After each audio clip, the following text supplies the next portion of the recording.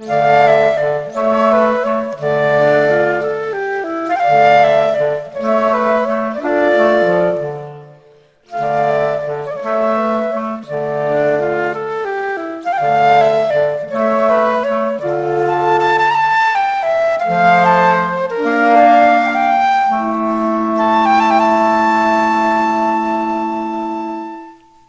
soy un grano de arena, una hoja más en un árbol. Hola a todos, bienvenidos. Y vamos a esperar un minutito más, pero aprovechando que se hizo un silencio conveniente, yo creo que no hace falta que nos retrasemos, podemos empezar ya, que se vaya incorporando la gente que falta por venir. En primer lugar, me gustaría darle la bienvenida a todos. Muchas gracias en nombre del Partido Comunista por estar aquí. Es de rigor empezar pues, por los agradecimientos que han hecho posible que esté a las instituciones, que han hecho posible que esté aquí Salim. En primer lugar, la Asociación Silvestre de Balboa, que es quien hizo, digamos, las gestiones, quien propuso la presencia de Salim aquí, el Cabildo de Gran Canaria, a través de la Consejería de Cooperación Institucional y Solidaridad Internacional. Tenemos aquí una representante, Fefi Milán. Y también, por qué no decirlo, al Partido Comunista, que estamos a la que salta, y si se nos presenta una oportunidad como esta, aunque sea con poco tiempo, pues la tomamos. Dicho esto, creo que más o menos conocemos quién es Salim, pero aún así voy a dar unas notas rápidas y enseguida me sentaré entre ustedes para escuchar atentamente. Salim es periodista, es profesor universitario. Una cosa que me enteré hace muy poco, que también fuiste traductor de Marcelo Bielsa, un entrenador de fútbol, muy curioso, no lo sabía. Pero sobre todo, y es por lo que está aquí, es un gran conocedor de Cuba, y de su relación con Estados Unidos y de todo lo que rodea a la Revolución Cubana. Colabora habitualmente en Le Monde Diplomatique, en el Humanité, en un montón de publicaciones que no voy a citar, tiene un chorro de libros, que diré un par de ellos, pero que simplemente dan lugar, dan una idea de, no sé si el conocimiento, que eso nos lo demostrarás enseguida, sino más bien de la dedicación a este tema, ¿no? Y por ejemplo, empezando por lo último, Fidel Castro, héroe de los desfavorecidos, creo que este solo está en francés, ¿verdad? Sí. He hecho una traducción un poco sui generis. Cuba, palabra de defensa, estos son de 2016 y 2015. Cuba frente al imperio, propaganda, guerra económica y terrorismo de Estado, doble moral, Cuba, la Unión Europea de Derechos Humanos, y la lista sigue, creo que hasta 10 o 12 libros, no sé si me equivoco.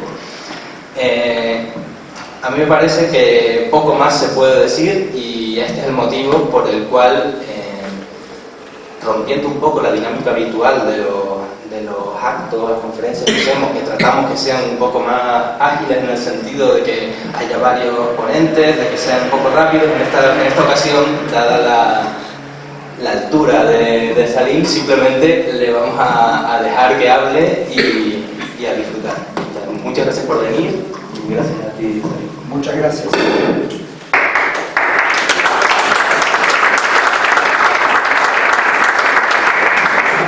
Muy buenas tardes. Primero les quiero agradecer la presencia.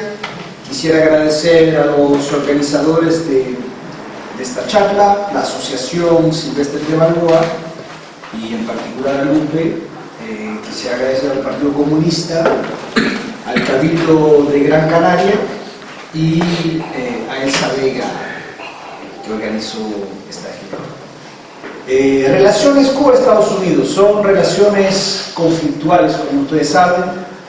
El 1 de enero del 59 triunfó la Revolución Cubana y se realizó la aspiración de José Martí de una Cuba libre y soberana.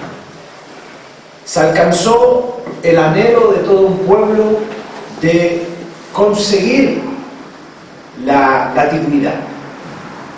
Conviene recordar qué cosa era la Cuba antes del 59. Y para ilustrar este hecho voy a citar una anécdota, un hecho bien preciso. En 1920, el presidente de Estados Unidos, Woodrow Wilson, mandó a un representante especial a la isla, Enoch Crowder, sin avisar al presidente cubano de la época, Manuel García Menocal. Sorprendido, Manuel García Menocal le mandó una nota diplomática al presidente Wilson, expresando su asombro por no haber recibido la información. ¿Cuál fue la respuesta de Woodrow Wilson? Textualmente fue la siguiente: el presidente de Estados Unidos no necesita la autorización del presidente de Cuba para mandar a un enviado especial a la isla. Tal era la Cuba prerevolucionaria, constantemente humillada, ofendida, vejada en su aspiración a la dignidad. Por eso, la principal conquista de la revolución cubana es la plena soberanía, la plena independencia. Y no puede haber dignidad sin soberanía ni independencia. Estados Unidos inmediatamente se opuso al proceso de transformación social. De hecho, apoyó a Fulgencio Batista hasta los últimos momentos. A una semana antes del triunfo de la revolución, en diciembre del 58, el 23 de diciembre del 58, Alan Dulles, que era director de la CIA, dijo en una reunión del Consejo de Seguridad Nacional: hay que impedir la victoria de Castro.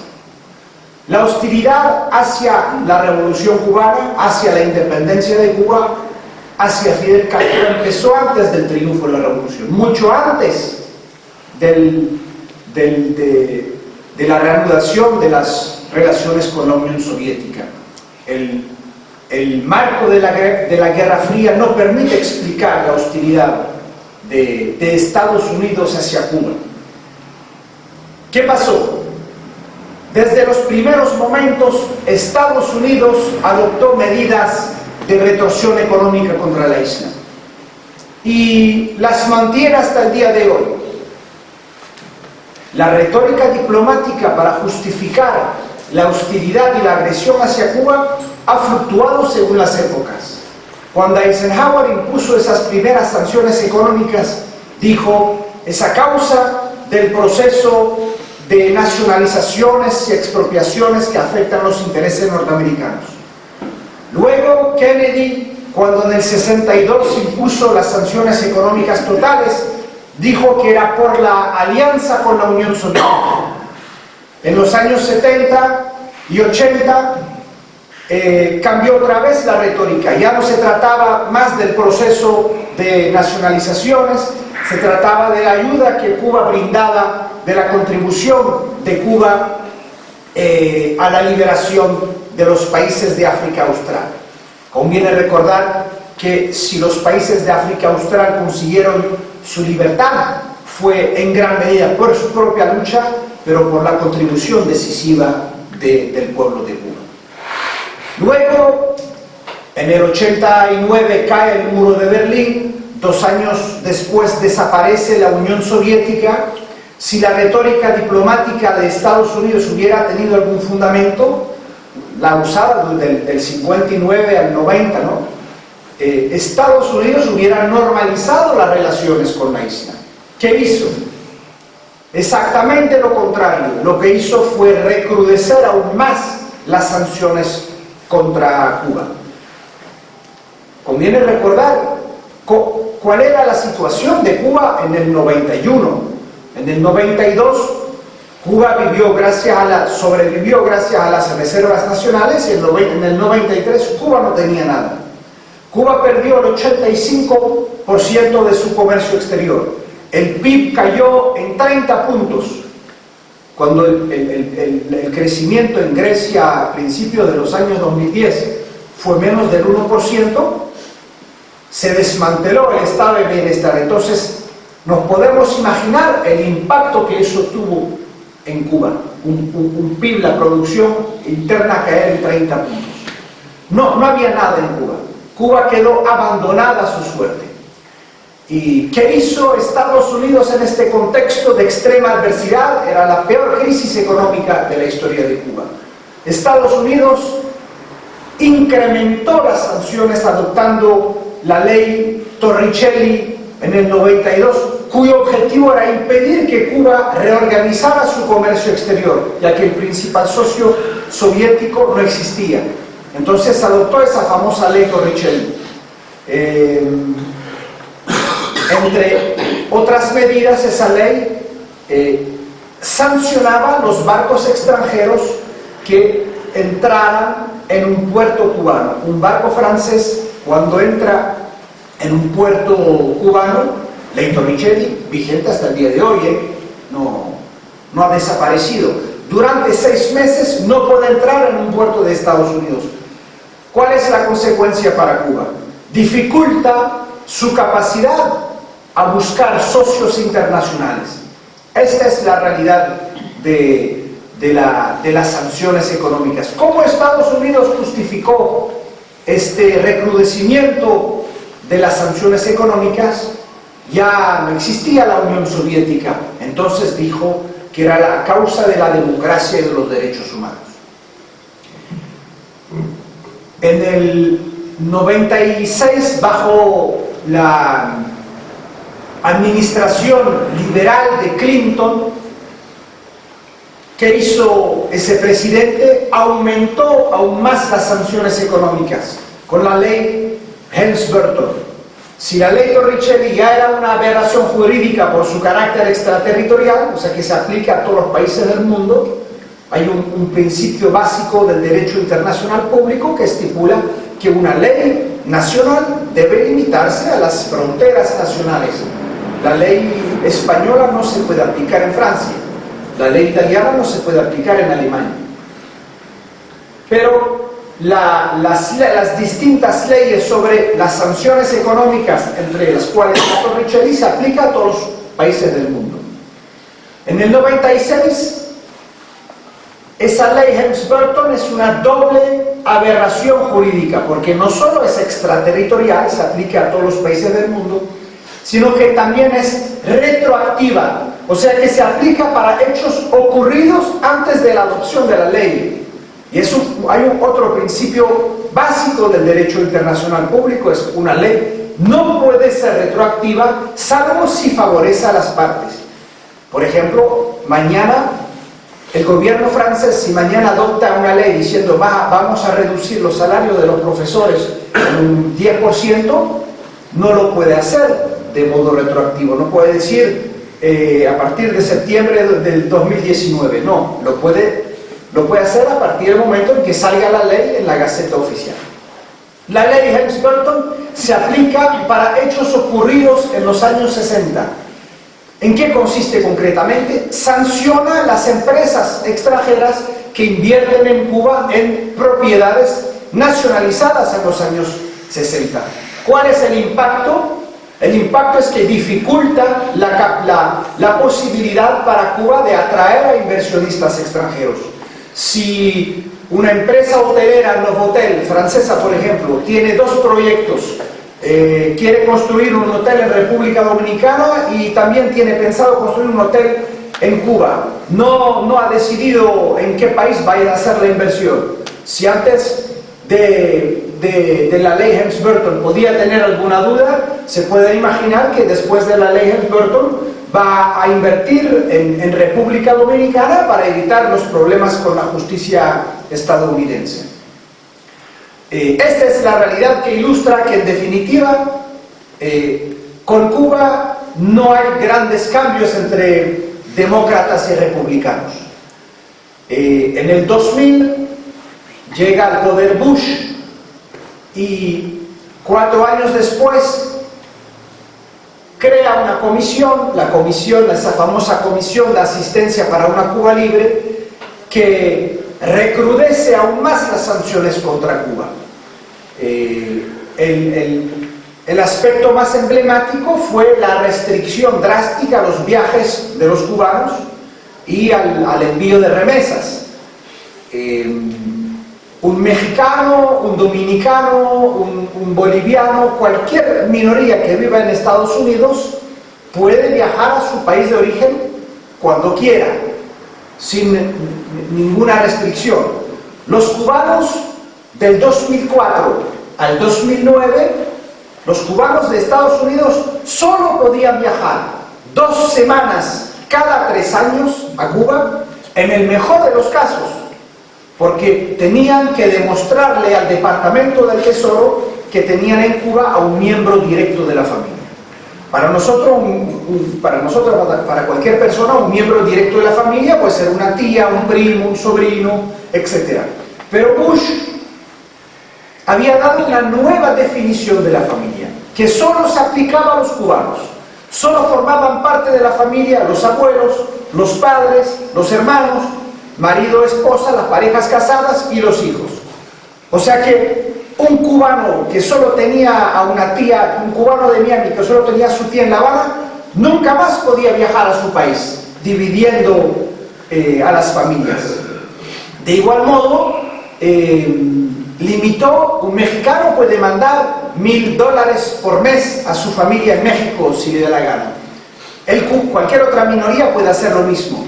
Pero los cubanos solo podían mandar. Y vamos a ver que Trump volvió a imponer esas mismas sanciones. Solo podía mandar $100 por mes a un miembro directo de la familia, pero siempre con excepciones. Porque vamos a tomar el caso de un cubano que viva en Miami, que tenga a su padre en La Habana. Teóricamente, incluso según la nueva definición de la familia dada por Bush, puede mandar $100 al mes. Pero si su padre es miembro del Partido Comunista, y en Cuba hay 3 millones de miembros del Partido Comunista, si hay 6 millones de adultos, la mitad de los adultos son miembros del Partido Comunista. O si trabaja para el Ministerio del Interior o para las Fuerzas Armadas, no puede recibir ese padre ni un centavo de su hijo que está en Miami. Esta es la realidad, o era la realidad de las sanciones económicas del 2004 al 2009. ¿Por qué Bush adoptó esas medidas? Limitar el importe de las remesas obviamente tiene un impacto económico muy fuerte, porque es la segunda fuente de ingresos para el país. Pero ¿por qué limitó los viajes y la duración de esos viajes? Por una razón muy sencilla, es que Estados Unidos considera a todos los cubanos que viven en Estados Unidos como exiliados políticos. Pero la realidad ilustraba e ilustra que la inmensa mayoría de los cubanos de Estados Unidos no son exiliados políticos, sino emigrados económicos. ¿Por qué? Porque antes de las restricciones del 2004, la minoría de Estados Unidos que viajaba más a menudo a su país de origen, mucho más que los mexicanos, que los dominicanos, que los salvadoreños, eran los cubanos. Un exiliado político no puede viajar 2 o 3 veces al año a su país, si es un exiliado político, si es un perseguido político. No podemos imaginar a un exiliado político bajo Pinochet, ir a pasar las vacaciones de verano todos los años en Chile, o un exiliado político argentino bajo la dictadura de los militares hacer lo mismo en Buenos Aires. Sin embargo, los cubanos viajaban a veces 2 o 3 veces al año. ¿Qué ilustraba eso? Que la inmensa mayoría de los cubanos son emigrados económicos que aspiran a tener relaciones normales con su patria de origen. Y obviamente Bush no lo podía tolerar. 2 años después, en el 2006, esa misma comisión creada por Bush publicó otro informe que incrementaba las sanciones contra Cuba, y sobre todo el aspecto extraterritorial de las sanciones.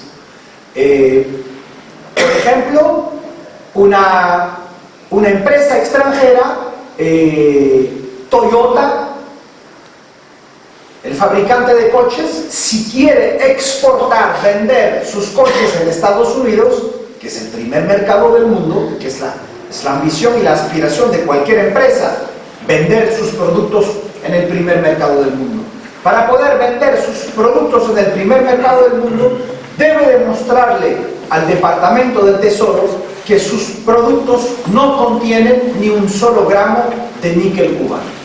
¿Cómo hace Cuba? Que no puede venderle nada a Estados Unidos en este caso para desarrollar su comercio internacional, para vender su producción. Por eso, las sanciones económicas no son solo un asunto bilateral como lo afirma Washington, porque hay una implicación y afecta a todos los países del mundo. Danone, la empresa francesa, no puede vender ningún producto en Estados Unidos si sus productos contienen, no sé, azúcar cubano. Esta es la realidad de las sanciones. La inmensa mayoría de la comunidad internacional condena este estado de sitio económico que constituye el principal obstáculo al desarrollo de la isla.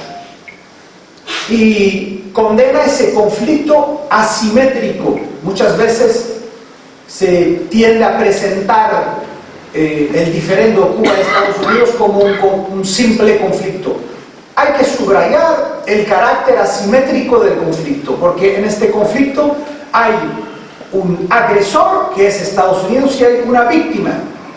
Son los Estados Unidos quienes ocupan militarmente, por la fuerza, una parte del territorio soberano de Cuba, la base naval de Guantánamo. Son los Estados Unidos los que imponen sanciones a Cuba. Son los Estados Unidos los que financian a una oposición interna en Cuba, porque conviene recordar, hay dos pilares fundamentales de la política exterior de Estados Unidos hacia Cuba. El primer pilar son las sanciones económicas y el segundo pilar es la financiación de una oposición interna en Cuba. Si esa política de financiación a una oposición interna fue clandestina del 59 al 91, desde el 92, desde la ley Torricelli, se ha convertido en una política pública. Estados Unidos afirman públicamente que su objetivo es conseguir un cambio de régimen en Cuba y que uno de los recursos para conseguir ese cambio de régimen es financiar a una oposición interna. O sea que es información pública.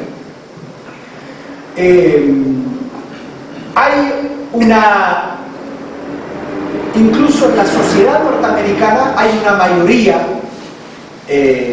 favorable a una normalización de las relaciones con Cuba. Los sondeos ilustran que más del 60% de la opinión pública norteamericana está a favor de una normalización de las relaciones, porque no entiende que pueda viajar a China, a Vietnam, a Corea del Norte y no pueda viajar a Cuba, un país, conviene recordarlo, que nunca ha agredido a Estados Unidos en su historia. El mundo de los negocios está también a favor de una normalización de las relaciones con Cuba. Obama emprendió algunas medidas constructivas a favor de la búsqueda de un modus vivendi. Conviene subrayar que ningún otro presidente hizo lo que Obama hizo. Volvió a abrir embajadas, viajó a la isla, disminuyó un poco, yo diría de modo cosmético, ciertos aspectos de las sanciones, y conviene subrayarlo, aunque esos cambios son cambios puramente tácticos. Eso no significa que Obama estaba ya bien entendido que el destino de Cuba era asunto de los cubanos. No es que haya aceptado la realidad de una Cuba independiente, no es que haya aceptado la realidad de que los cubanos habían optado por un sistema político y un modelo social distinto, sino que como es un hombre muy inteligente se dio cuenta de que la política de hostilidad, la política de sanciones no había dado ningún resultado. ¿Por qué? Por un aspecto que tiene que ver con la idiosincrasia del cubano. El cubano nunca ha aceptado negociar bajo la fuerza, nunca ha cedido a las amenazas. Y lo hemos visto en la historia de esos últimos 60 años. Cuba, a pesar de ser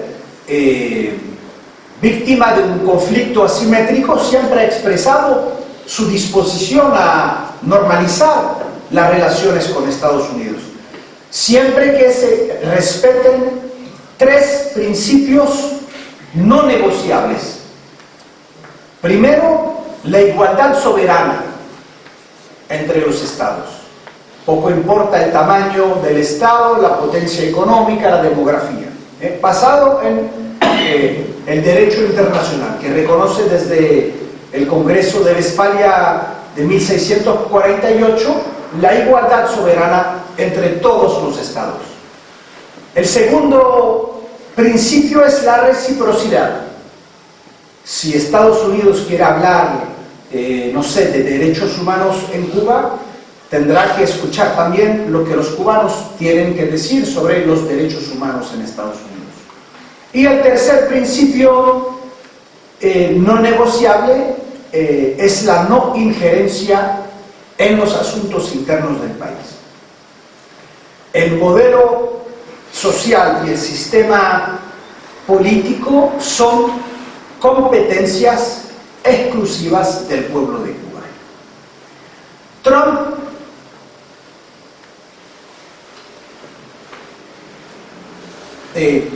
Obama primero. Quiero terminar con Obama.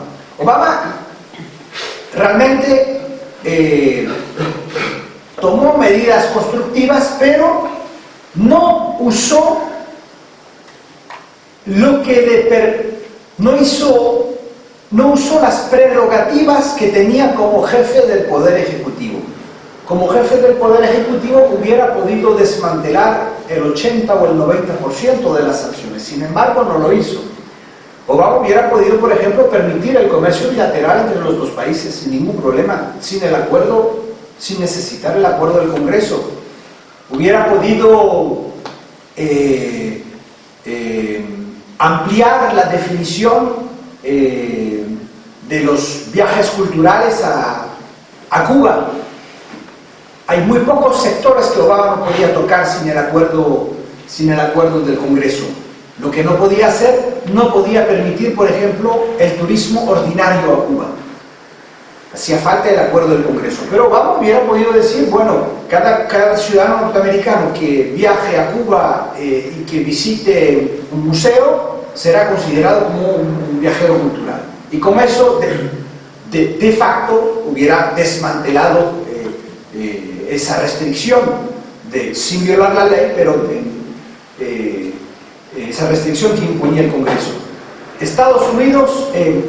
Obama no podía permitir que Cuba comprara productos en filiales estadounidenses instaladas en el exterior. Por ejemplo, comprar un carro Ford en una empresa Ford de México. No lo podía hacer.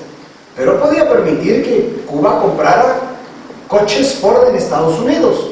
Y si Cuba puede comprar coches Ford en Miami, no va a necesitar ir a México o a Panamá. Otro aspecto, para que vean realmente que en definitiva las prerrogativas que tenía él, porque había una contradicción también con Obama entre la retórica, los discursos muy progresistas, llamando al Congreso a levantar las sanciones, etc. Hizo varios llamados al Congreso, pero no usó sus prerrogativas. No podía permitir que Cuba comprara a crédito materias primas alimenticias en Estados Unidos, pero podía permitir que Cuba comprara todos los demás productos a crédito en el mercado de Estados Unidos. No lo hizo. Cuando llegó Trump al poder, desmanteló casi todas las medidas adoptadas por Obama. Ha vuelto a la política de la confrontación, a la política de la agresión, que no dará ningún resultado. Las últimas medidas que toma afectan particularmente las 3 fuentes de ingresos del país: hay una campaña muy fuerte contra la cooperación médica de Cuba. De hecho, varios países de América Latina pusieron término a los acuerdos de cooperación que tenían con Cuba. Brasil, Bolivia, Ecuador, etc. Lo que tiene un impacto no solo para la economía cubana, sino sobre todo para todas esas poblaciones que nunca habían visto a un médico antes y que ahora están privadas de la presencia médica cubana. Trump también arremetió contra el turismo cubano. Si Obama había permitido viajes, vuelos directos a 8 o 9 ciudades de la isla, Trump ha cancelado todas esas posibilidades. Los únicos vuelos directos que hay ahora son hacia La Habana, y eso tiene un impacto para el sector turístico y la economía. Los cruceros norteamericanos ya no pueden ir a Cuba. Y también el tercer aspecto es cómo lo hizo en su época Bush. Trump ha vuelto a limitar el importe de las remesas. Ahora los cubanos de Estados Unidos solo pueden mandarle $1.000 cada trimestre, cada 3 meses, a sus familiares en la isla. Esta es la realidad del conflicto, de ese conflicto bilateral y asimétrico entre Washington y La Habana, y eso ilustra una realidad, es que la lucha que emprendió primero Céspedes y luego Martí por la independencia todavía no ha terminado. Si Cuba es un país independiente y soberano, tiene que dedicar inmensos esfuerzos a preservar esa independencia, porque hay un poderoso vecino que no ha aceptado la realidad de una Cuba independiente.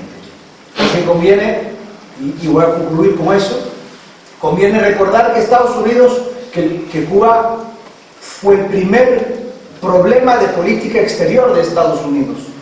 Thomas Jefferson dijo en el principio del siglo XIX, 1805, hay que integrar Cuba a la Unión Europea. Quincy Adams en el 1823 elaboró esa famosa teoría de la fruta madura. Cuba caerá entre las manos de la Unión cuando alcance la madura política. Dijo, hay leyes de gravitación física, la manzana que se cae del árbol por las leyes de gravitación física, dice, también existen las leyes de gravitación política. Cuando Cuba depende económicamente de nosotros, caerá entre nuestras manos. Por eso Estados Unidos, durante la primera guerra de independencia, se opuso resueltamente a los independentistas cubanos, vendiéndole armas a España y persiguiendo a los revolucionarios cubanos que estaban en Estados Unidos. Durante la segunda guerra de independencia hizo exactamente lo mismo e intervino en 1898, cuando los cubanos ya habían ganado la guerra en el campo de batalla, para ocupar militarmente el país e imponer esa famosa enmienda Platt, que duraría hasta 1834. Y los Estados Unidos al día de hoy no han aceptado esa realidad de un pequeño país que ha decidido tomar las riendas de su propio destino. Bueno, creo que he hablado demasiado. Muchas gracias por...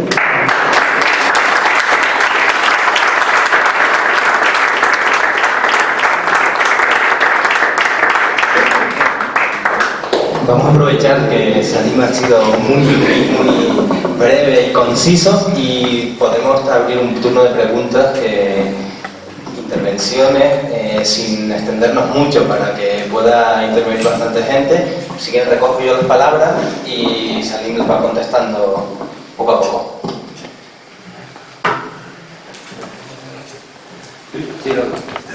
Vamos a ver, todas estas medidas que ha mencionado Salim, está claro que van dirigidas a empobrecer al pueblo cubano, lo que supone también un sufrimiento tremendo para toda la población en general, ¿no? la prepotencia de un imperio como el americano se puede explicar, pero ¿qué sentido tiene hoy en día para ti, he escuchado varias versiones, mantener la base naval en Guantánamo?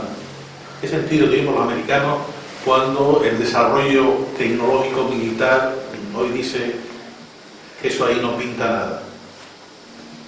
Mira, yo no soy especialista de cuestiones militares, pero creo que la base naval de Guantánamo tiene una importancia estratégica porque permite controlar la ruta hacia el Canal de Panamá y obviamente permite mantener, para Estados Unidos simbólicamente les permite mantener su presencia en un país que ha reivindicado con mucha firmeza su aspiración a la independencia. Raúl dijo, lo leí en algún lugar, algo muy interesante. Dijo, como presidente, cuando era presidente, como presidente, yo quiero que los americanos se vayan de la isla, pero como militar yo quiero que se queden, porque obviamente los cubanos vigilan todos los movimientos que hay en la base militar de Guantánamo, y se enteraron de que en el 89 de que iba a haber la invasión de Panamá, justamente por los movimientos que hubo en la base naval de Guantánamo. Cuba desde el 59 reafirma su derecho a tener la plena soberanía en todo el territorio nacional, porque conviene recordar que la ocupación de Guantánamo se remonta a esa famosa enmienda Platt. ¿Qué cosa era la enmienda Platt? Cuando bajo ocupación militar Estados Unidos impuso a la Asamblea Constituyente integrar ese texto a la nueva Constitución, so pena de mantener, si rechazaba eso la Asamblea Constituyente, mantener una ocupación indefinida. Hubo un gran debate en el seno de la Asamblea Constituyente. Finalmente decidieron integrar el documento a la Carta Magna, lo que transformó Cuba de colonia a república neocolonial. Y entre esos puntos, los dos más emblemáticos, había tres fundamentales. Cuba tenía que arrendarle a Estados Unidos la base naval de Guantánamo, un contrato muy particular, duración de 99 años, renovable indefinidamente a partir del momento en que una de las dos partes está de acuerdo para renovarlo. Se podrán imaginar que Estados Unidos estuvo de acuerdo siempre para renovarlo. Por la suma de $4.000 al año. Al año, yo creo que ni un estudio aquí en Las Palmas puede comprarse con ese. ¿Cuánto cuesta alquilar un estudio?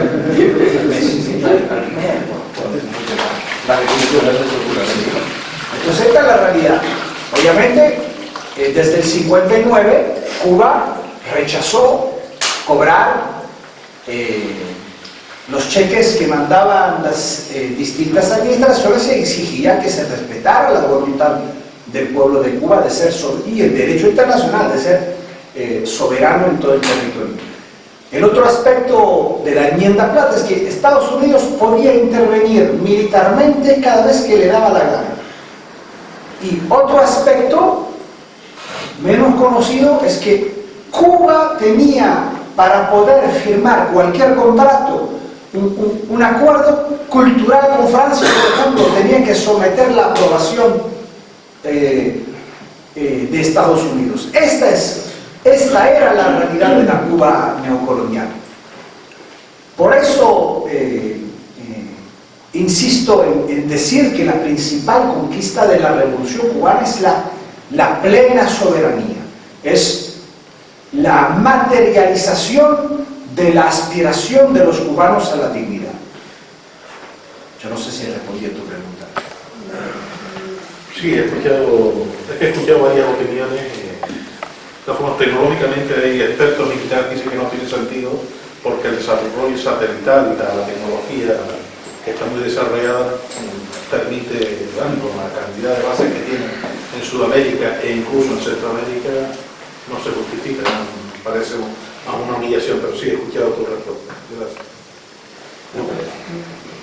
El año pasado, me parece que por estas fechas más o menos estábamos oyendo una noticia de que iban a poner en práctica dentro de la ley el Barton, me parece, no sé si el artículo 5, de que iban a reclamar, el gobierno norteamericano iba a reclamar las propiedades de los cubanos norteamericanos en la isla. Entonces no sé cómo, ya no he vuelto a oír eso desde aquel tiempo, no sé si va caminando o está parando o están haciendo cosas. Desde mayo de 2019 se aplica el título 3 de la ley Helms-Burton, que sanciona las empresas norteamericanas que invierten en la isla. Se había suspendido desde Clinton, porque cuando se adoptó esa famosa ley del 96 hubo una gran protesta de la Unión Europea, presentaron una denuncia ante la Organización Mundial del Comercio, y cada presidente desde aquella época suspendía cada 6 meses ese título 3. Pero Trump decidió no suspenderlo, y hubo protestas, una protesta oficial de la Unión Europea, de Francia, de Inglaterra, de Canadá, etcétera, pero que se limita a la protesta oficial, porque acuérdense que en el 96, no sé si pasó otra cosa. En el 96 fue la famosa posición común de la Unión Europea hacia Cuba. Y no era una casualidad, fue un acuerdo, había un memorándum de entendimiento entre Estados Unidos y la Unión Europea. Vamos a suspender el título 3 y a cambio ustedes se van a alinear. La Unión Europea tiene que alinearse con la política exterior de Estados Unidos. Y ahí Estados Unidos, la Unión Europea impuso una posición común a Cuba que limitaba los intercambios políticos, diplomáticos y culturales. El único país de América, oficialmente, otra vez, por la situación de los derechos humanos. Como si la Unión Europea tuviera autoridad moral para disertar sobre ese tema. El único país de América Latina que sufrió durante 20 años una posición común fue Cuba. Ningún otro país de América Latina sufrió una posición, se vio imponer una posición común por parte de la Unión Europea. Lo que ilustraba que en definitiva que la Unión Europea, a pesar de ser un poder económico, es todavía, lamentablemente, un enano político incapaz de adoptar una posición libre y soberana en su política exterior.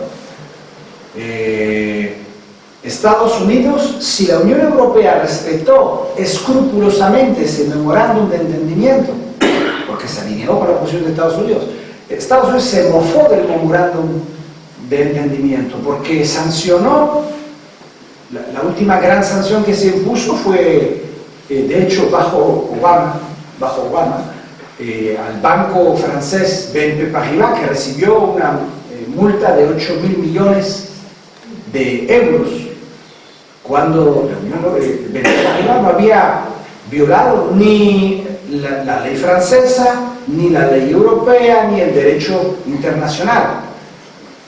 Solo había realizado transacciones en dólares con Cuba y fue sancionado. O sea que esta es la realidad de las sanciones contra Cuba.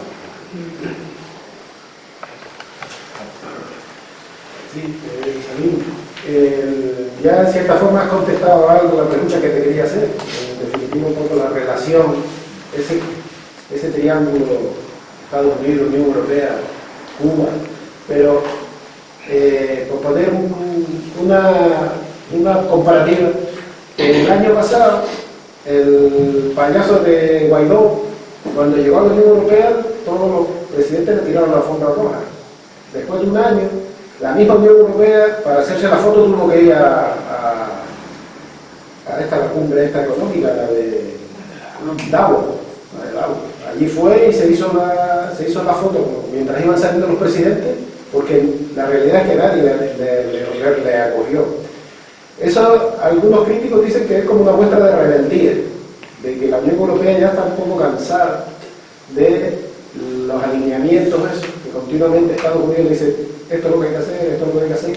¿Qué hay de cierto en esto? Yo te digo la comparativa de esta del Guaidó, del payasete este, que hace un año era el presidente electo, presidente interino, y esta vez, por más que nos digan los medios de comunicación estos mentirosos que tenemos, que parece que ningún presidente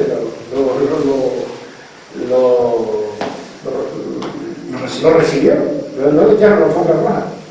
Tuvo que ir a Davos a hacerse la foto con los presidentes.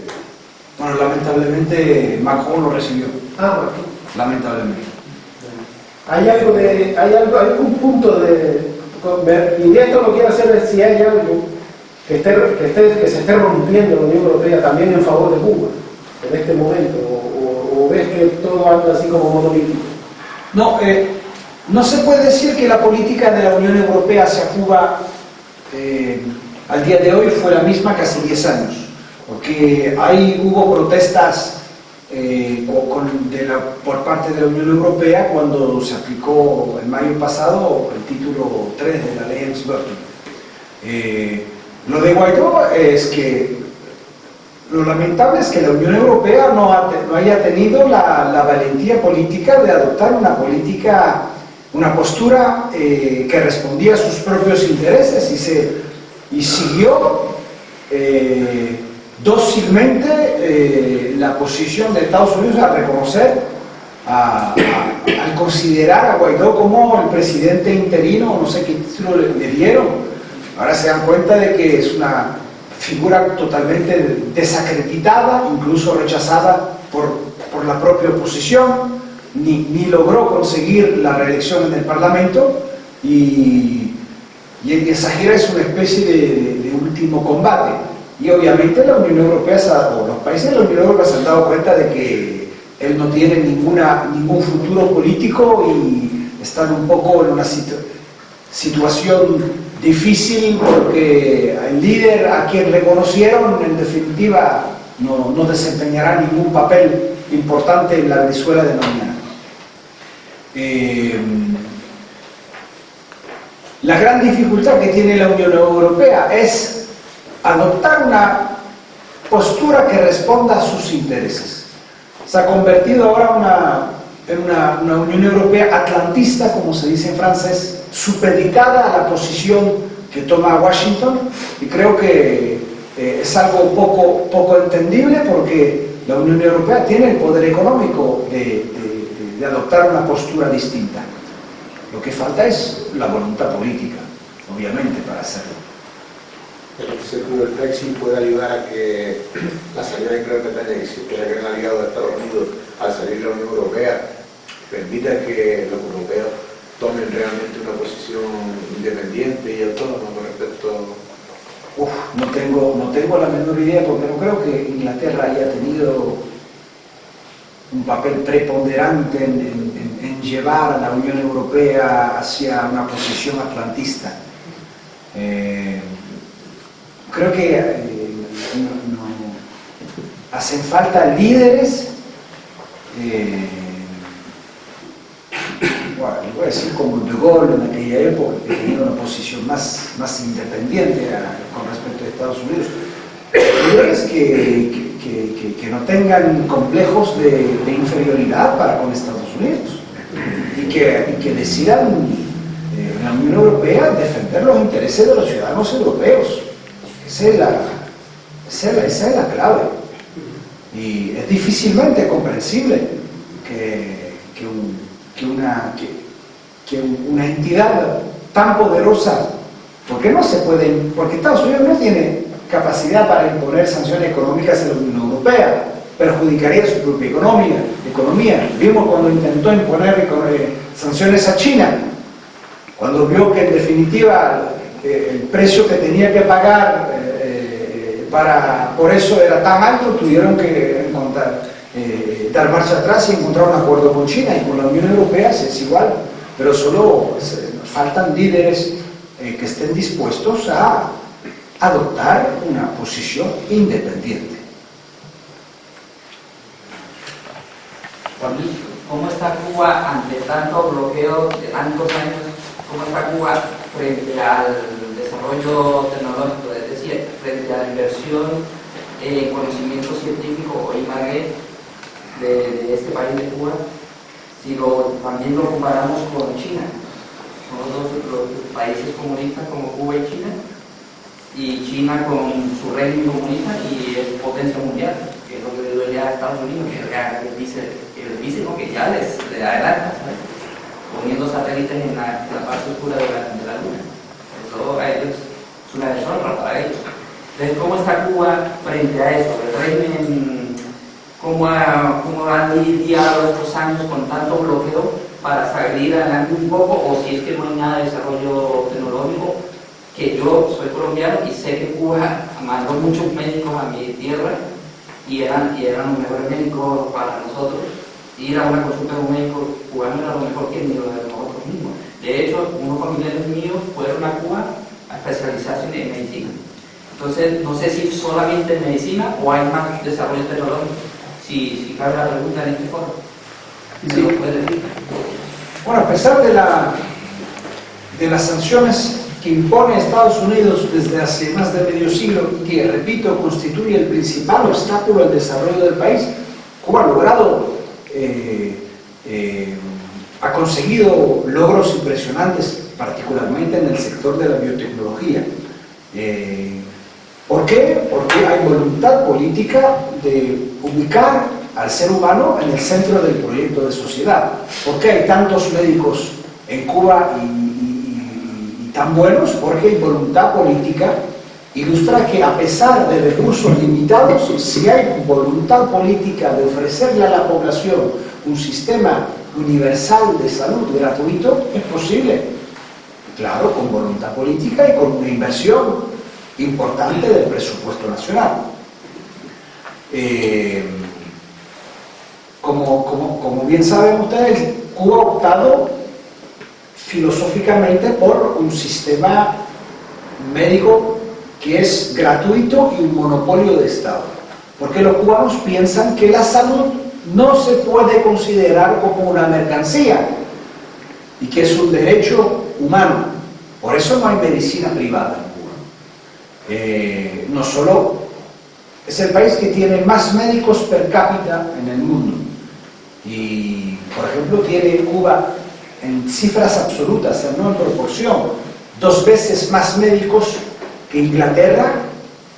Inglaterra tiene una población 4 veces superior a la de Cuba. Estoy tomando cualquier país. Inglaterra es un país desarrollado.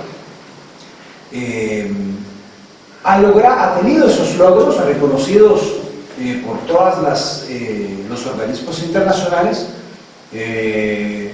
Cuba, por ejemplo, es el único país de América Latina y del tercer mundo que ha logrado eliminar la malnutrición infantil.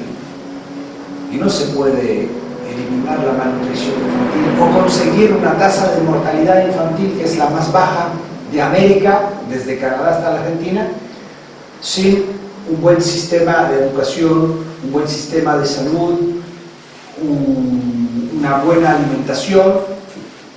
Es imposible, es científicamente imposible. Eso dice que a pesar de las dificultades, a pesar de las vicisitudes cotidianas, Cuba ha logrado, con voluntad política, colocar a los vulnerables en el centro del proyecto emancipador. Y eso es explica en parte por qué la imagen mediática de Cuba en Occidente es tan negativa. Porque si un pequeño país de 11 millones de habitantes con recursos limitados, que fue la última colonia de España de América, bloqueado desde hace más de medio siglo, logra conseguir resultados tan avanzados en términos de educación y de salud, ¿cómo van a poder decir esos medios de comunicación en Francia que hay que desmantelar el estado de bienestar, que ya no hay dinero para los hospitales, no hay dinero para la educación, que no tenemos los recursos para pagar las pensiones, etc.? No lo pueden justificar. Por eso hay esa propaganda tan fuerte contra Cuba y su realidad.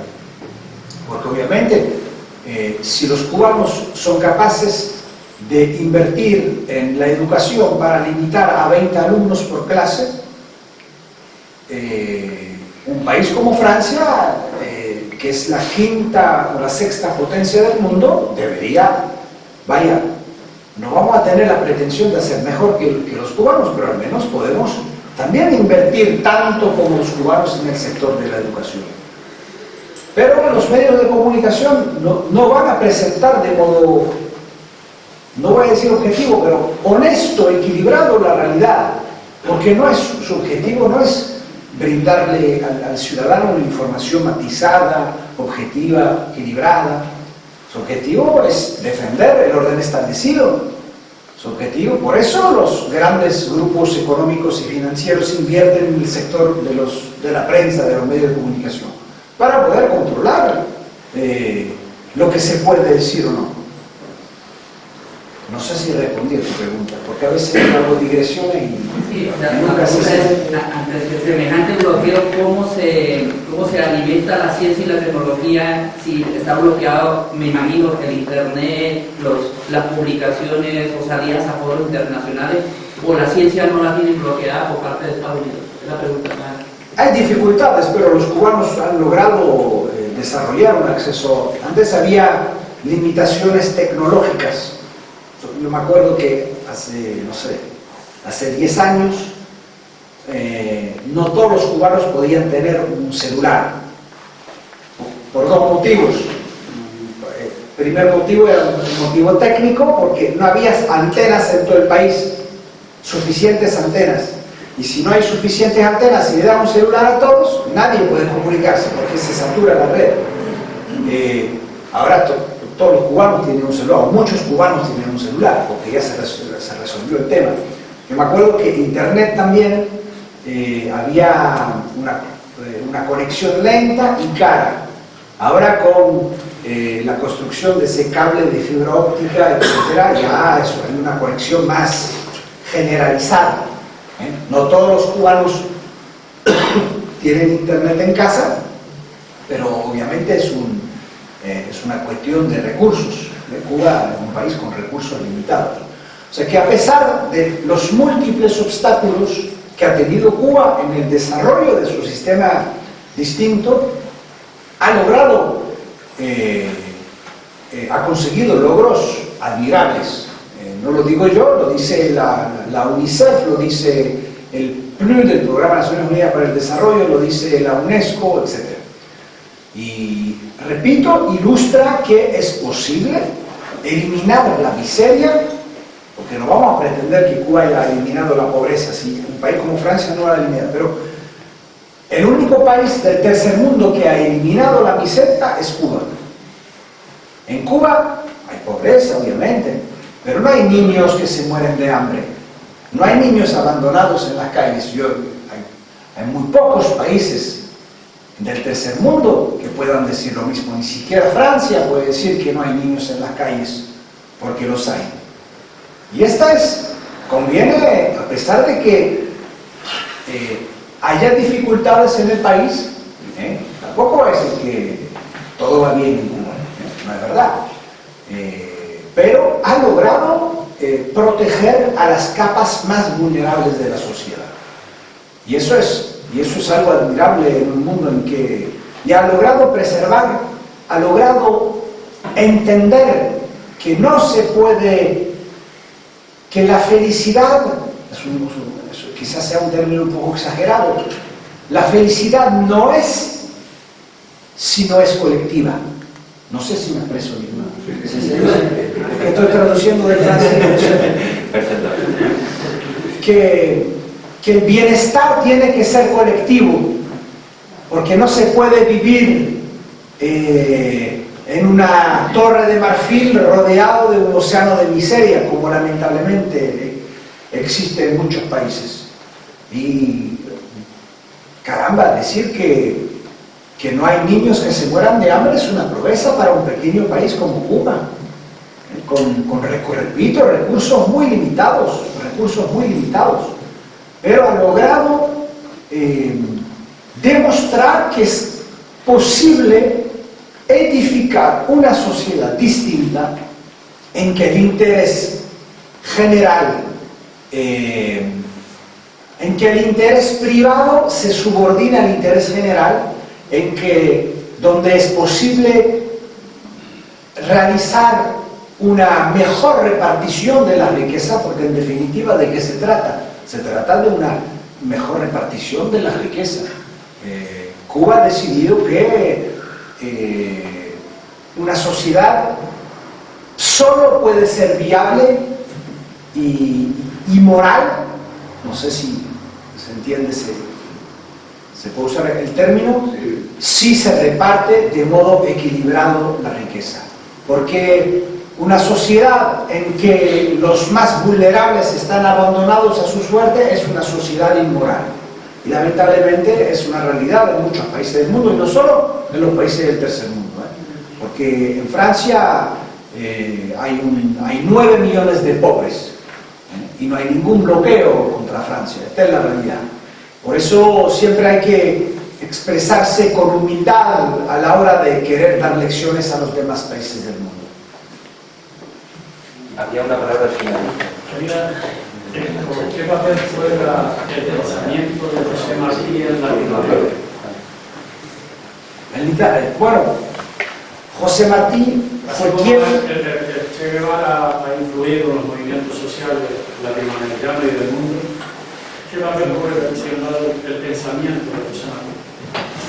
José Martí es el teórico del edificio patriótico en Cuba. Es el quien entendió con más clarividencia la necesidad de la unión continental para resistir a los apetitos del coloso del norte. Él dedicó toda su vida, bueno, su vida intensa y breve, a dos cosas: conseguir la plena independencia de Cuba, y dos, para impedir, lo parafraseo un poco de memoria, para impedir que Estados Unidos caiga con esa fuerza más sobre nuestras tierras de América, conseguir esa libertad de Cuba. Porque decía, si abandonamos a Cuba a los Estados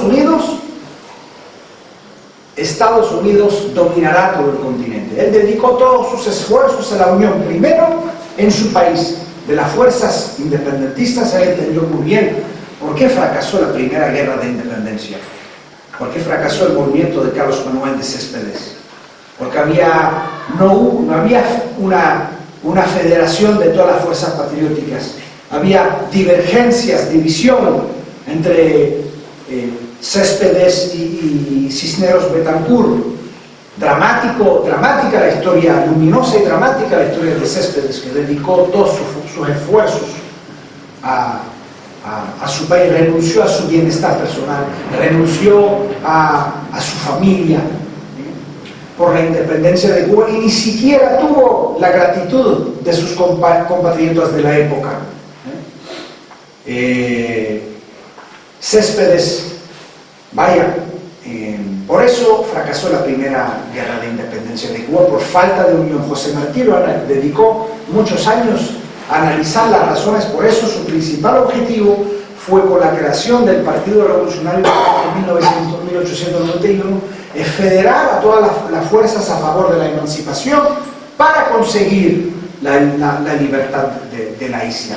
Porque sabía que sin unión no era posible conseguir la independencia, y obviamente algo que entendió muy bien Fidel después, porque la primera misión de Fidel cuando triunfó la revolución fue federar a todas las fuerzas revolucionarias.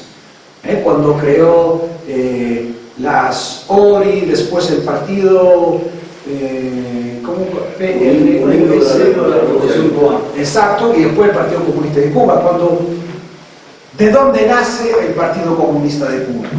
No es heredado de la Unión Soviética, es el hijo del Partido Revolucionario Cubano. Porque Fidel Castro entendió muy bien que la única forma de resistir a Estados Unidos era mediante la unión de todas las fuerzas patrióticas del país. Y por eso se explica hoy por qué mucha gente, sobre todo en Occidente, no entiende ¿por qué hay un solo partido en Cuba? Para entender por qué hay un solo partido, hay que entender la historia de Cuba. Hay que entender, hay que remontarse al Partido Revolucionario Cubano de Martí, hay que remontarse a las razones del fracaso de la Primera Guerra de Independencia. En la Primera Guerra de Independencia, el primer acto político de Cuba como nación fue la abolición de la esclavitud. Hay un solo país en América Latina que hizo eso antes. Fue Haití, con Toussaint Louverture. Toussaint Louverture, poco conocido Toussaint Louverture, porque la historia quiere borrar la madre de todas las revoluciones latinoamericanas, que es la revolución haitiana, porque un pueblo de esclavos le indicó a todo el continente cuál era el camino de la emancipación.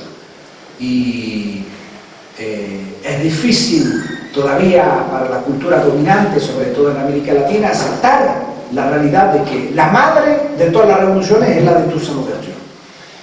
También Toussaint Louverture, el primer acto político de Toussaint Louverture fue la abolición de la esclavitud. Esta es la abolición de la esclavitud.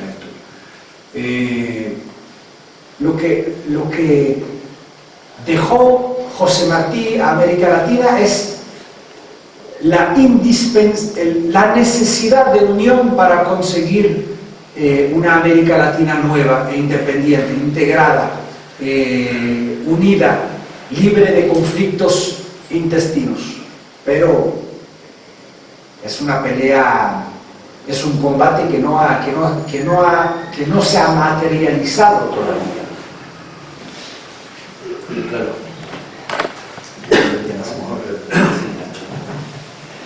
Es indiscutible que en Cuba, dada la situación de empobrecimiento producida por el bloqueo económico, militar, tecnológico, las sanciones, etcétera, bancario, etcétera, tiene que priorizar. Y las prioridades yo creo que están muy bien establecidas, ya lo has dicho. Primero la salud, la persona, la infancia, que es un ejemplo, siempre se pone en UNICEF como ejemplo a Cuba, la educación y la independencia. ¿Verdad? Que quedan muchos logros por buscar una menor dependencia económica, la soberanía alimentaria y el desarrollo tecnológico, pero se necesitan recursos. Cuba, permítanme brevemente para hacer dos preguntas. Cuba ha demostrado ser el país más solidario del mundo. Una pregunta es, no sé si existe algún país en el mundo que en su constitución tengan instaurada la solidaridad como obligación, la solidaridad internacionalista como obligación del Estado. No sé si hay otro país. Y esto lo ha demostrado, hiciste en la primera parte de tu intervención mención a que algunos países africanos deben su independencia al sacrificio solidario de Cuba, por el cual no ha cobrado nunca nada, sino miles de mártires por la independencia de Angola y otros estados africanos. Y después, y eso lo conozco yo porque lo he vivido durante varios años, sobre todo en Guatemala, pero también en Honduras, la solidaridad médica. En Sierra Madre, sé de gente que camina un día y medio en mula por senderos en medio de selvas de montaña para ir a buscar los médicos cubanos, porque en las zonas campesinas no va la medicina privada adecuada, ya ni el médico que se forma en Estados Unidos o en Guatemala va a la capital. Pero, lo has dicho, a Haití no le perdonan el ejemplo de revolución. Hay 3.000 médicos todavía creo que existen, lo pueden confirmar las autoridades cubanas que están presentes, 3.000 médicos cubanos en Haití, un país donde han habido asesinatos de la población reciente, se está muriendo de hambre, de epidemias prevenibles, y donde la medicina cubana se ha instaurado, insisto, por la propia Constitución. Mientras que aquí lo que se oye, médicos del mundo que tienen 15 médicos ahí, pero los 3.000 médicos cubanos no se escuchan, los que permanecen en Pakistán, etc.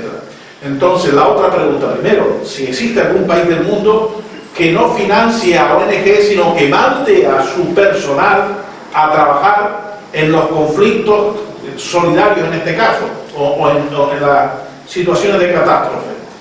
Y el otro tema, ante un país tan solidario en el mundo, no sé si tiene respuesta, ¿hay alguna estrategia, algún planteamiento que se les pueda pedir a la gente que tiene espíritu solidario en este mundo capitalista, egoísta y egocéntrico, donde la solidaridad se ve como caridad? ¿Qué podemos hacer nosotros para intentar romper o ser solidarios? Al margen de lo que está ya haciendo el Cabildo, financiando aparatos médicos que les cuesta acceder a él, etcétera, son pequeñas ayudas, pero ¿qué podemos hacer el resto del mundo? La gente que piensa en el respeto a la soberanía y la independencia de los pueblos y a la no injerencia, ¿qué podemos hacer para ayudar a romper ese bloqueo, para ayudar a otros desarrollos que necesita Cuba? No sé si hay alguna estrategia, porque sería bueno caminar en todo el mundo en el mismo sentido. Perdón que me haya dilatado, son dos preguntas, pero necesitaba exponer un poco el motivo de... Es verdad que la solidaridad internacionalista de Cuba ha sido desde el 59 un pilar de la política exterior. Desde los primeros meses del 59, Cuba brindó ayuda a Chile cuando hubo el terremoto. Después, el primer país africano en beneficiarse de la solidaridad de Cuba fue Argelia. Argelia, cuando la guerra de independencia. Y conviene subrayar también el hecho de que para Cuba, para la Revolución Cubana, un principio siempre es superior a la real política, porque cuando en el 61, diciembre del 61, Cuba mandó armas a Argelia, ya en el 61 había relaciones conflictivas con Estados Unidos. La Cuba de Fidel puso en peligro la relación del país con la Francia del general de Gaulle en nombre del principio de solidaridad internacionalista. Y eso hay que reconocerlo. Por eso hay una gran admiración del pueblo de Argelia por Cuba. La primera brigada médica cubana fue a Argelia en el 63 y después se desplegó en todo el mundo. Por eso también la realidad, la imagen de Cuba es totalmente distinta en los países del tercer mundo, porque saben que Cuba es admirada, es respetada, es querida en todos los países del tercer mundo, porque Cuba siempre es sinónimo en esos países de generosidad, de altruismo, de solidaridad, de educación, de salud. Esa es la realidad. Mi opinión sobre el tema no tiene mucha importancia, pero la opinión de la Organización Mundial de la Salud tiene más importancia. Cuando hubo la epidemia del ébola en África, Cuba mandó más médicos que los médicos mandados por todos los países del mundo reunidos, 167 médicos que mandó Cuba. Eso ilustra el compromiso de Cuba con los pueblos necesitados del mundo. ¿Qué se puede hacer? Yo no sé lo que se puede hacer, pero yo recuerdo que en mi última visita a Cuba, yo fui a ver a mis amigos de la Corbenita y me decía Cremata que cada día nos sentamos con los niños y nos contamos cuál fue nuestra buena acción del día.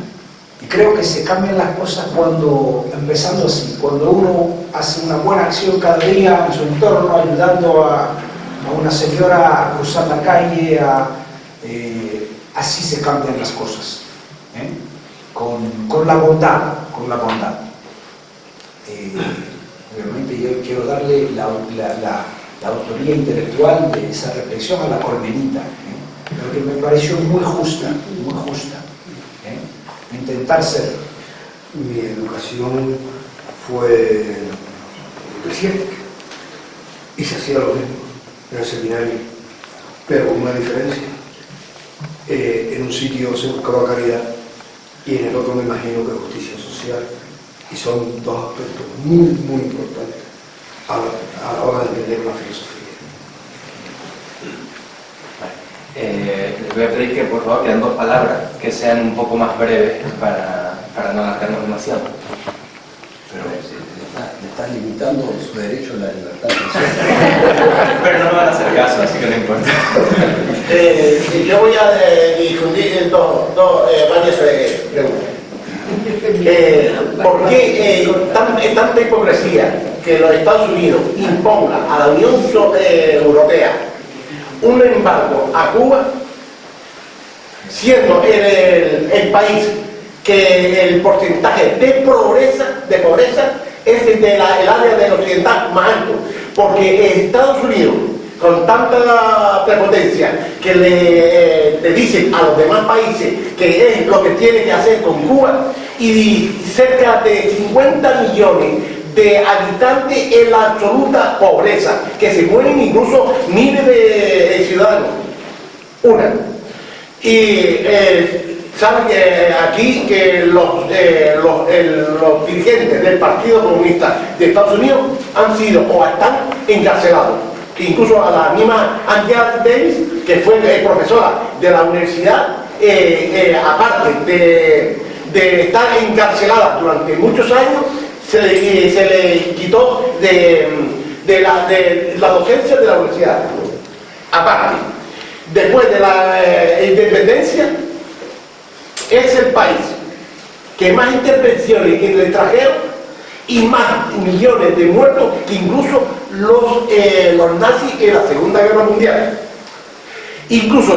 Más que en 1000 años del Imperio Romano, que sabe que el Imperio Romano desde la fundación ha sido imperialista, pues más población asesinada que el mismo Imperio Romano durante 1000 años. Acabo. Gracias. Hola, buenas noches, muchas gracias por esta actividad tan interesante, importante. Bueno, como una curiosidad, había leído, no sé en qué revista, que habían echado en Cuba, en las estatuas de Martí, sangre de cochino, ¿no? Que por usted se te había enterado qué pasó con esa gente, que si la cogieron, me imagino que sea la gusanera, ¿no? Y que, bueno, y qué multa o qué algo le puede proporcionar a esta gente, porque a mí me impactó ¿Dos detenidos? Sí. El compañero solo hizo dos detenidos. Sí, bueno, obviamente yo comparto su punto de vista de que Estados Unidos no tiene autoridad moral para disertar sobre la democracia y los derechos humanos. Eso queda claro. Solo hay que ver su propia historia para darse cuenta de que no tiene legitimidad para evocar esos conceptos. Creo que encontraron a quienes cometieron ese atentado contra la memoria del más universal de los cubanos.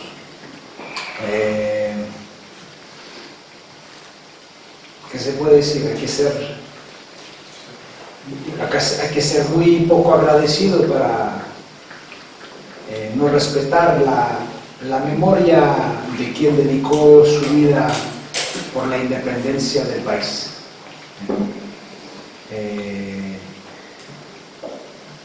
Hay que ser poco cubano para hacer esto. No sé si se dice ser poco cubano. Indigno, indigno. Porque no creo que se pueda ser cubano y hacer esto. porque hay que respetar la memoria de quienes lucharon hasta las últimas consecuencias por la libertad de su pueblo. Martí era un hombre, era sobre todo un hombre de ideas, pero él no podía concebir exigirles a su pueblo el sacrificio último sin mostrar, sin dar el ejemplo. Por eso murió en combate. Lo que puedo decir sobre el tema, esta gente realmente no tiene mucha importancia. Su propio acto los condena. Perdón, Elsa, perdón que te interrumpo, y perdón. Yo creo que hay que agradecer antes. No, yo voy a decir algo de este tema. Levántate. Está entre nosotros, compañeros, la cónsul de Cuba, que ya poquitos días aquí ha hecho un tremendo esfuerzo, o no sé si tremendo, pero al menos yo lo agradezco muchísimo, porque es una persona muy cercana y es necesario conocerla por la cercanía y porque vamos a tener que trabajar en solidaridad con Cuba. Y yo creo que hace bien al pedir la palabra al final, al menos el reconocimiento que nos hizo inicialmente. Disculpa, Tres palabras nada más, y tienen que ver precisamente con esta última pregunta que se hizo sobre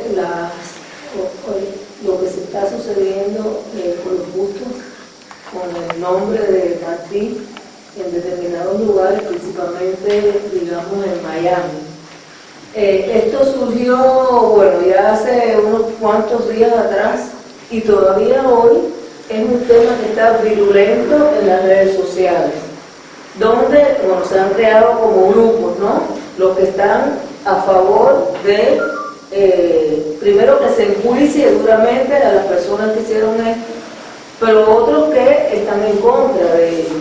Y precisamente cuando ahorita él hablaba de quién era Martí y de lo que hizo y lo que todavía podemos decir ha hecho por lo que estamos viviendo en Cuba y en muchos otros lugares del mundo, esas personas precisamente niegan eso. Es decir, lo que dicen es que los Castro, que los dirigentes cubanos, funcionarios y demás, han utilizado a Martí de una manera totalmente diferente al propósito precisamente que tenía Martí al momento de incorporarse a la guerra en Cuba. Pero yo incluso antes de venir para acá conversaba con mi esposo. Yo leí hoy un artículo que comienza hablando de este tema precisamente sobre Martí y cómo se tergiversó su interés por la libertad, y la revolución cubana pues le dio un espaldarazo a sus reales intenciones. Pero vi algo más también que me preocupó de alguna manera y que aprovecho porque yo digo que tenemos que estar alerta, y es que ya ese escritor sale de Martí y entra en la bandera cubana, donde dice, es decir, ya está como incitando a que estas mismas cosas que han sucedido con los gustos, con las ideas de Martí, pues también se dirijan ahora hacia la bandera cubana, diciendo que cuando se hizo la bandera cubana, no se hizo para el trato que le está dando la revolución cubana, que la revolución cubana incluso lo que ha hecho es maltratar y utilizarla como un trapo, de acuerdo a sus necesidades. Yo en esto veo un peligro, y es precisamente que sí manténganse haciendo toda esta propaganda contraria a Martí, pero ya también está enfocando a esas personas hacia la bandera cubana. Es decir, que puede pasar en cualquier momento que también hayan afrentas a la bandera cubana. Eso es lo que quería decir. Y sin ánimo de concluir, pero ya que estoy hablando, realmente yo le decía a Lupe, estoy súper agradecida de haber estado acá escuchándolo, porque realmente no hay dudas de que es un conocedor. Yo no hablo solamente de Cuba, pero incluso también de la causa de los más pobres en el mundo. Tiene conocimiento, detalles de asuntos que se puede ser muy estudioso, pero hay que conocer de veras el lugar. Hay que tener contacto con las personas del lugar como para llegar a dar el nivel de información que él ha dado. Realmente yo digo que es un lujo el poder haber estado sentada escuchando. Muchas gracias.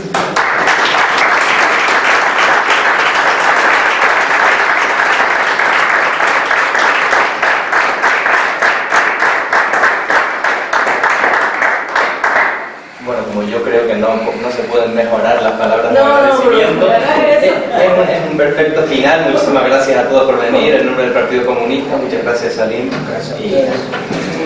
Gracias.